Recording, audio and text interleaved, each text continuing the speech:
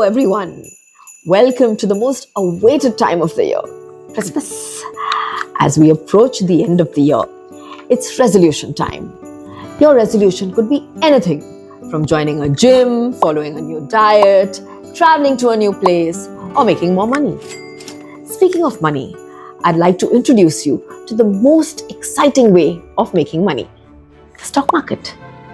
Now, we've all heard of all kinds of advice. You must invest in the stock market. It's like a common refrain, a financial mantra. But let's be honest, for many of us, the stock market can feel like an uncharted territory, a place where we're uncertain about how to begin this journey.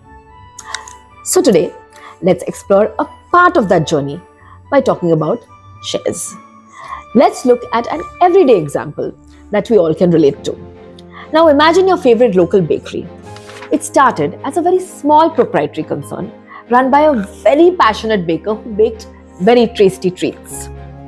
As the baker gained popularity, the baker decided to take on a partner. It was a very strategic move, and the baker became very successful. Recognizing that there was an appetite for their pastries beyond the local market, the bakery decided to expand, for which it needed funds. Now these funds they collected from people and they gave them shares, which is like a hissa of the bakery. This shift to distributing shares was a total game changer for them. It allowed them not only the original owner and the partner, but the entire community to become shareholders in the bakery's success. The community, by buying shares, became a collective force driving the bakery's growth.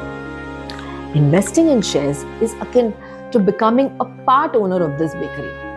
When you own a share, you're not just a customer, you're a participant in the success and the growth of that enterprise.